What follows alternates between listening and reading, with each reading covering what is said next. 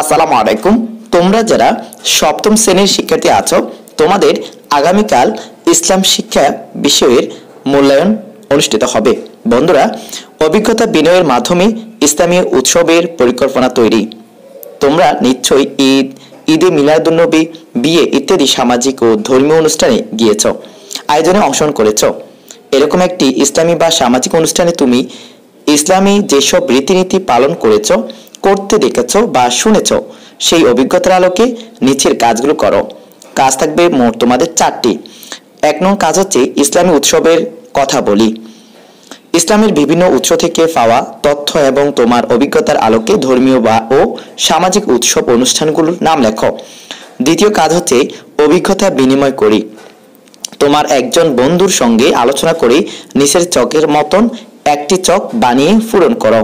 নমুনা চক নিচে দেওয়া আছে। আমি ইসলামী যে উৎসব বা অনুষ্ঠানগুলো দেখেছি, ডানে তোমরা খালি জায়গা লিখবে।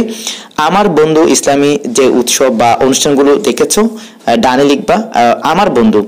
এরপর 3 নম্বর হচ্ছে বন্ধুর দেখা উৎসব বা অনুষ্ঠানগুলোর সঙ্গে আমার দেখা অনুষ্ঠানের যেসব ভিন্নতা খুঁজে পেয়েছি, ডানে তোমরা লিখে দিবে। এরপরে কাজ 3, বিধি বিধানের কথা জানাই। তুমি ইসলামের বেশ কিছু বিধিবিধান সম্পর্কে জেনেছ। তোমার দেখা উৎসব বা অনুষ্ঠানগুলোতে ইসলামের যেসব বিধিবিধানের প্রয়োগ হয়েছে সেগুলো লেখো। কাজ 4, ইসলামী উৎসব বা অনুষ্ঠানের পরিকল্পনা তৈরি করি। মনে করো তোমরা বিদ্যালয়ে একটি ইসলামী অনুষ্ঠানের আয়োজন করেছ বা করছো। সেই অনুষ্ঠানের জন্য 4 জন বন্ধু আলোচনা করে একটা পরিকল্পনা তৈরি করে উপস্থাপন করো। পরিকল্পনায় থাকবে যা যা থাকবে নিচে লেখা আছে, দেখতে পাচ্ছ। সময় ও স্থান নির্বাচন, আমন্ত্রিত অতিথি নির্বাচন, দায়িত্ব বন্টন, নিয়ন্ত্রণের চিঠি, অনুষ্ঠান সূচি বা আলোচ্য সূচি। এরপর হচ্ছে অনুষ্ঠান সংশ্লিষ্ট কোরআন বা হাদিসে বাণী বা প্রার্থনামূলক হামদ বা নাত গাওয়া আর কি। তো বন্ধুরা, আশা করি বুঝতে পেরেছো।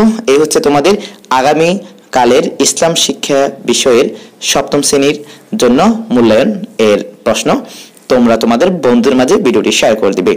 আর ধারাবাহিকভাবে সকল বিষয়ের সকল প্রশ্নগুলো এভাবে পেতে হলে আমাদের চ্যানেলে অবশ্যই সাবস্ক্রাইব করে পাশে থাকবে।